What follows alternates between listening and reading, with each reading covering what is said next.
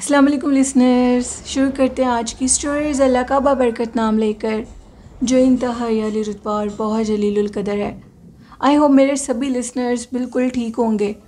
और आज की स्टोरीज़ शुरू करने से पहले एक बात बताना चाहती हूँ। कल मेरे चैनल पर एक गेस्ट आएंगे जो कि सरप्राइज़ है और वो आपके साथ अपनी एक खौफनाक कहानी शेयर करेंगे। आपने उनकी भी स्टोरी को सुनना है और मेरी भी स्टोरी को इसी चैनल पे कल आप सुनेंगे। और परसों आपके साथ हॉरर नॉवल ऑफिशियल पर भी स्टोरी शेयर होगी। आप सब लोग उस चैनल को भी सपोर्ट करें और सब्सक्राइब करें और खौफनाक कहानियाँ सुनते रहें। शुरू करते हैं आज की खौफनाक कहानी। ये कहानी मेरे साथ शेयर किया आबिद अली ने।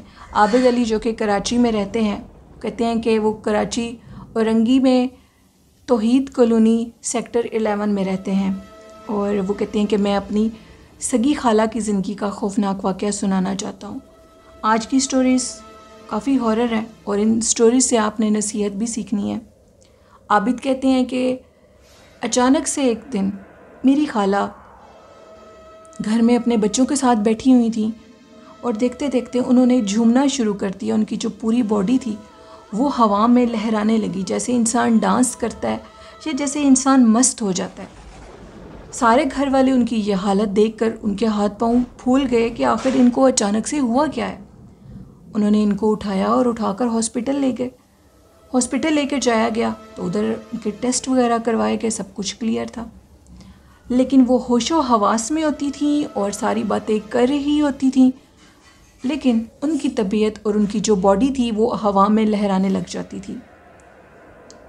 अब अचानक से दोबारा उनकी हालत ख़राब हुई तो हमें एक बड़े डॉक्टर की तरफ उन्होंने कहा कि आप रिज्यू करें और उनके पास इनको लेकर जाएं। अब उस डॉक्टर के पास ले जाया गया। उन्होंने और टेस्ट बताए, उनकी दिमागी हालत सारी चेक की जिसमें उनके दिमाग के टेस्ट भी सारे क्लियर आए।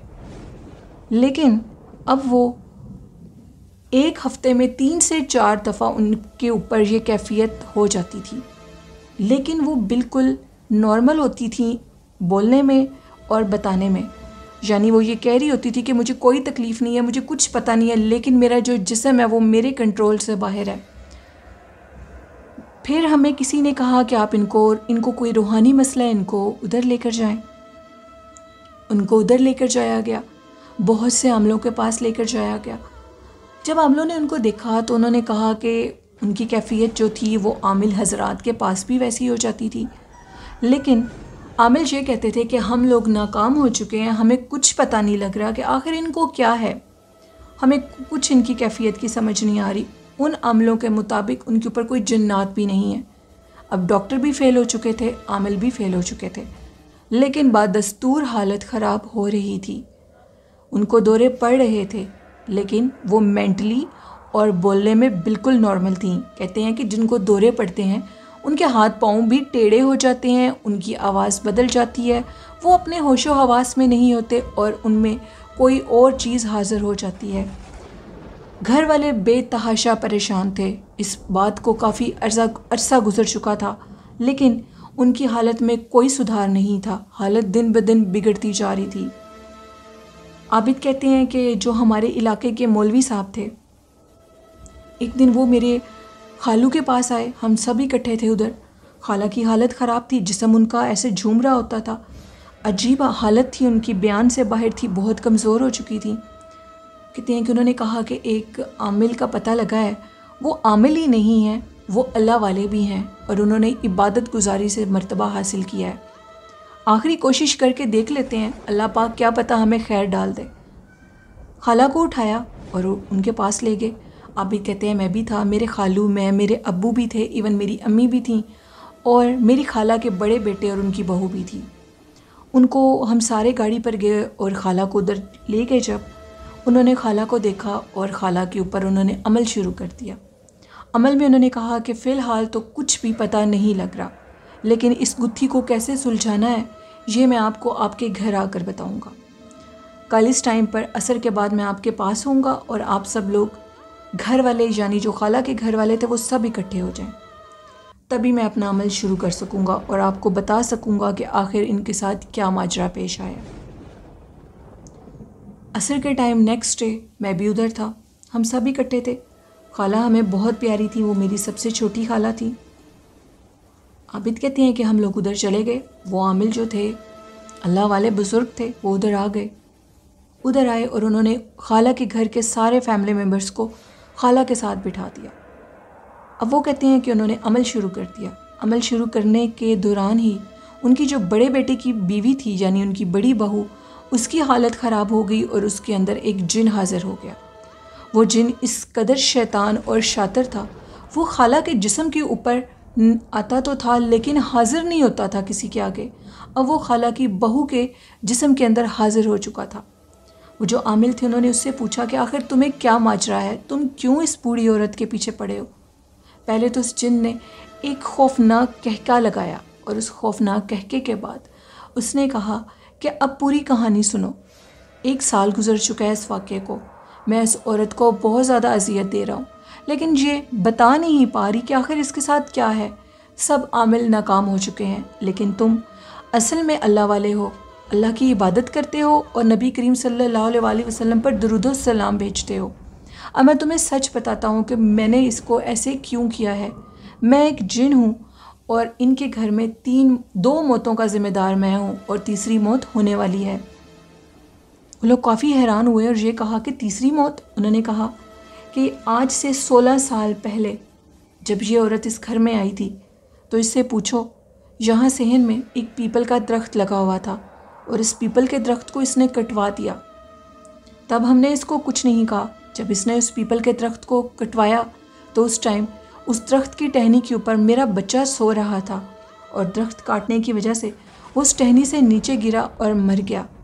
اس دن کے بعد اس کے بڑے بیٹے کے ہاں جو پہلی اولاد پیدا ہوئی تھی جو کہ ایک لڑکا تھا، وہ رات کو بالکل ٹھیک سویا تھا اور صبح وہ مر چکا تھا، اس کی جان میں نے لی تھی۔ اس کے بعد اس کے کوئی جاننے والا ایک لڑکا آیا تھا جو کہ رات کو بالکل ٹھیک سویا تھا، اس کے پیٹ میں معمولی سی درد تھی لیکن صبح جب وہ اٹھا تو وہ مر چکا تھا اور عنقریب میں اس کو بھی مار دوں گا، میں اپنے بیٹے کا بدلہ پورا کروں گا، میں اس عورت کو زندہ نہیں چھوڑ سکتا۔ اور یہ کہہ کر وہ ان کی بہو کے جسم سے نکل گیا۔ بہو کا جسم بھی ٹھیک اسی طرح لہرانے لگا لیکن جب وہ بہو کے جسم میں آیا تھا تو تب وہ گالیاں بھی بک رہا تھا اور اس کا جو وجود تھا وہ سارا عجیب ہو چکا تھا۔ اب وہ جن نکل گیا۔ ان کی جو بڑی بہو تھی اس نے 2 سے 3 دفعہ تو اپنے جسم میں یہ حاضری کروا لی لیکن اس کے بعد اس نے کہا کہ اگر اب میرے جسم میں حاضری کرواؤ گے تو میں آپ کے بیٹے سے طلاق لے لوں گی اور اپنے گھر جا بیٹھوں گی، میں یہ کام دوبارہ نہیں کر سکتی، میرے جسم میں بہت زیادہ تکلیف ہوتی ہے۔ ان عامل نے ان سے یہ کہا تھا کہ 1 ہفتے کے اندر اندر آپ کی خالہ ٹھیک ہو جائیں گی اگر اس نے 1 دفعہ اپنے جسم میں اور حاضری کروا لی۔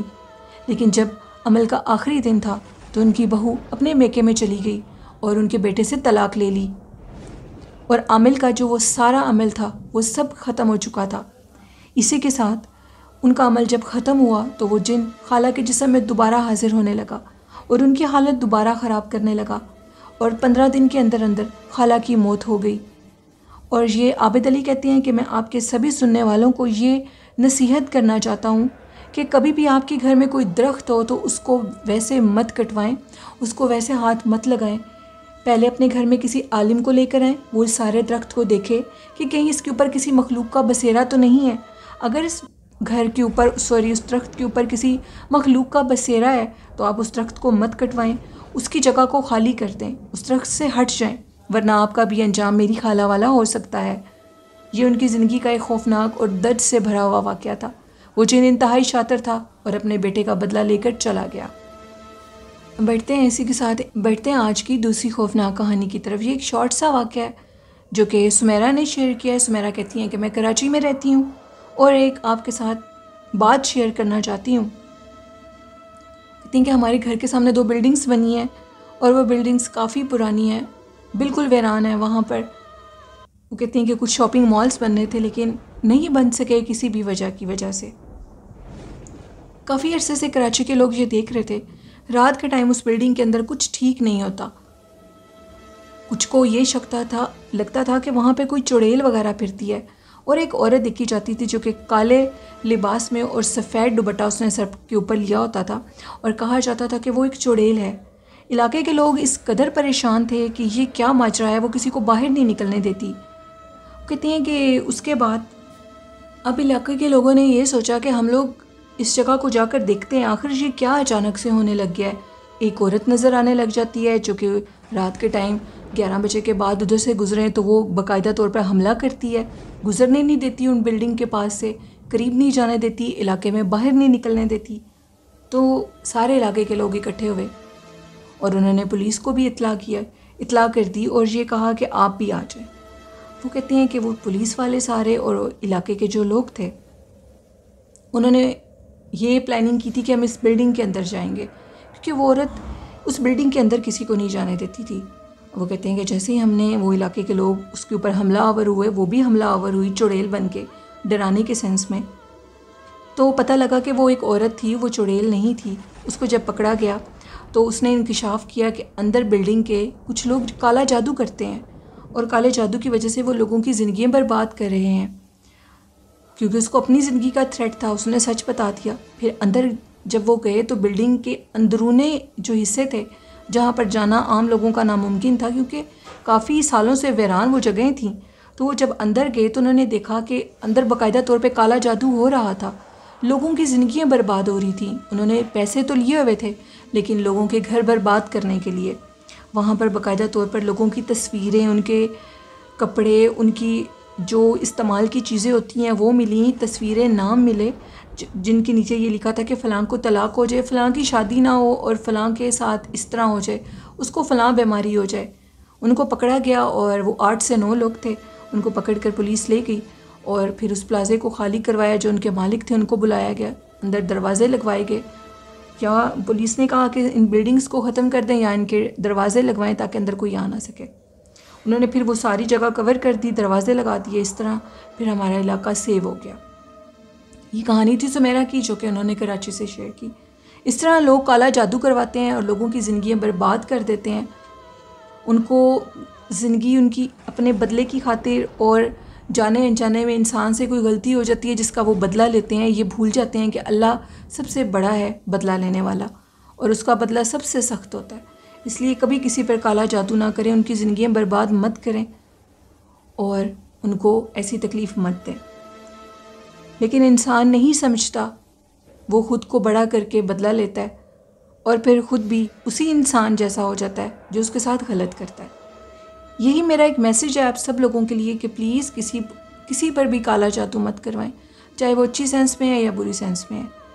اپنی آخرت کو بچا کر رکھیں کیونکہ مرنے کے بعد انسان دوبارہ زندہ نہیں ہو سکتا اور پھر اپنی غلطیوں پر صرف ساری زندگی پچھتاتا رہتا ہے۔